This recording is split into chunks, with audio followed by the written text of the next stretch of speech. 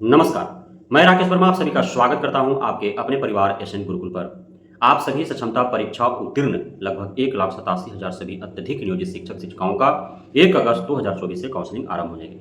आप सभी का ग्रेड वाइज, विषयवार, तिथिवार, स्लॉटवार काउंसलिंग होंगे।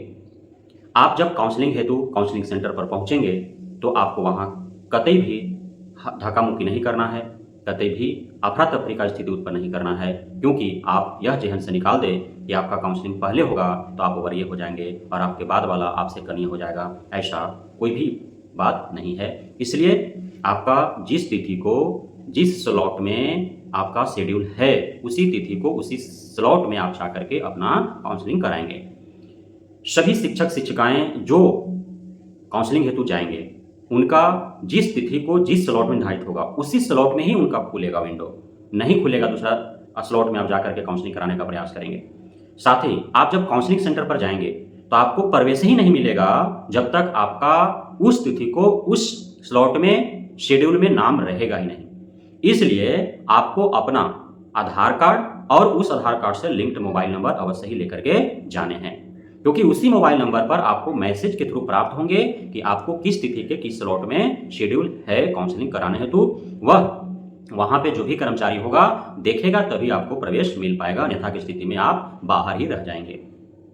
आप काउंसलिंग के लिए जब जाएंगे तो 3 दिनों का ऑफिशियल ड्यूटी के तौर पर छुट्टी मिलेगा, अर्थात 3 दिन का आपका सवैतनिक छुट्टी प्राप्त होंगे। 3 दिन के बाद यदि आप लेट लतीफ करते हैं तो जितने दिन आप देर करेंगे उतने दिन का आपका वेतन काट लिया जाएगा। जिस विद्यालय में आप कार्यरत हैं यदि वहां के नियोजित शिक्षक शिक्षिकाएं अधिकांश संख्या में क्षमता परीक्षा उत्तीर्ण है और उन्हें काउंसलिंग हेतु जाना है तो यह खासे ध्यान रखना होगा कि सभी एक ही बार टूट पड़ेंगे नहीं काउंसलिंग हेतु। कुछ शिक्षक जाएंगे, 3 दिन बाद वो जब शिक्षक काउंसलिंग करा के आएंगे तब अन्य शिक्षक जाएंगे। इस प्रकार आपको करने हैं, क्योंकि काउंसलिंग कई दिनों तक चलेंगे। इसके लिए आपको घबराने की आवश्यकता नहीं है कि 5-6 दिन का जो शेड्यूल जारी है उसी 5-6 दिन तक ही सीमित है, उसके उपरांत नहीं होंगे, ऐसा कुछ भी बात नहीं है। जिनका भी काउंसलिंग किसी कारणवश होल्ड पर चला गया, छूट गया, तो उनको अलग से तिथि और स्लॉट जारी किए जाएंगे। उस तिथि और स्लॉट के शेड्यूल के हिसाब से आपको जाकर के अपना काउंसलिंग करा लेना होगा। आपने जो डॉक्यूमेंट्स अपलोड किया है, जिस क्रम में अपलोड किया है उसी क्रम में आप अपना फाइल में सजा करके डॉक्यूमेंट्स लेकर के जाएंगे। यदि इधर उधर डॉक्यूमेंट्स होता है तो फिर आपको फाइल वहां से हटा लिए जाएंगे। पुनः आप फाइल सजा करके जाएंगे तभी आपका काउंसलिंग होगा, क्योंकि जब विंडो में आपका पूरा डिटेल्स जो ऑनलाइन आवेदन आपने किया है वो खुलेगा तो सीरियली आपका डॉक्यूमेंट्स वहां निकल करके सामने आएगा, लिखा हुआ रहेगा कौन सा डॉक्यूमेंट्स कब अपलोड हुआ है, और जो जो डॉक्यूमेंट्स जांच होगा वो डॉक्यूमेंट्स वहां पोर्टल पर टिक लगाते जाएगा काउंसलर। अब वहां पे जब डॉक्यूमेंट्स फर्स्ट नंबर पर आधार कार्ड दिख रहा है तो फर्स्ट नंबर पर आपका फाइल में आधार कार्ड होने चाहिए। इसी प्रकार से क्रमवार आपको सारे डॉक्यूमेंट्स होने चाहिए। यदि आप अपलोड किए हैं किसी और क्रम में, आप फाइल में सजा कर रखें किसी और क्रम में, तो आपका फाइल जो है आपके मुंह पर फेंक दिया जाएगा और पुनः आपको शेड्यूल जारी किया जाएगा, तब आपको जाकर के काउंसलिंग कराना होगा। तो इसका आप खास ध्यान रखेंगे। आप बिहार सेकेंडरी एग्जामिनेशन बोर्ड के पोर्टल पर जाएंगे, आप अपने लॉगिन आईडी पासवर्ड से लॉगिन करेंगे। अब आप देख लेंगे कि किस क्रम में आपका डॉक्यूमेंट्स अपलोडेड है, उसी क्रम में आप अपना फाइल में सजा के जाएंगे।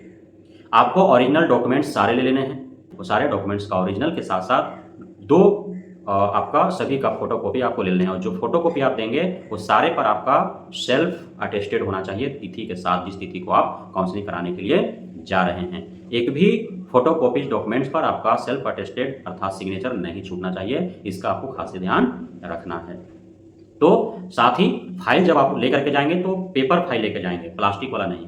पेपर फाइल आप लेकर के जाएंगे, सारे डॉक्यूमेंट्स उसमें बांध देंगे। ऊपर प्लेन पेपर यानी सादा पेपर पर आप अपना नाम, पिता का नाम, सक्षमता परीक्षा का आपका रजिस्ट्रेशन नंबर, आपका रोल नंबर, किस कैटेगरी में हैं, आप कहाँ पे कार्यरत थे पूर्व में नियोजन शिक्षक के तौर पर, उसमें आपका क्या नियुक्ति जो तिथि थे या नियुक्ति जो पत्रांक था उसका संख्या क्या है। उसके बाद आप किस ग्रेड के लिए टीचर हैं, अब आपका ईमेल आईडी, मोबाइल नंबर, पूरा एड्रेस आप वहाँ पे चिपका देंगे लिख करके, ताकि साफ साफ काउंसलर को दिख सके कि फाइल किसका है। क्योंकि डॉक्यूमेंट्स काउंसलिंग के टाइम में तो जांच होंगे, उसके बाद भी जांच होते रहेंगे। और टीआरई 1 टीआरई 2 के दरमियान जिस प्रकार से काउंसलिंग हुए थे, जैसे डॉक्यूमेंट्स वेरिफिकेशन हुए थे, उतना लापरवाही नहीं बरता जाएगा, उस प्रकार से अफरा तफरी और धक्का मुक्की नहीं होगा। बेहद ही आराम से काउंसलिंग किए जाएंगे और सारे डॉक्यूमेंट्स को संजीदगी से, गंभीरतापूर्वक, सरसरी निगाहों से देखे जाएंगे।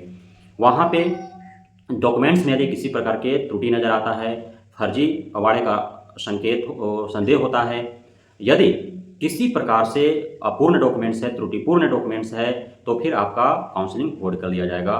फिर से दोबारा शेड्यूल जारी होगा, फिर आप जाएंगे, वहाँ पे और भी बेहतर ढंग से जांच होंगे।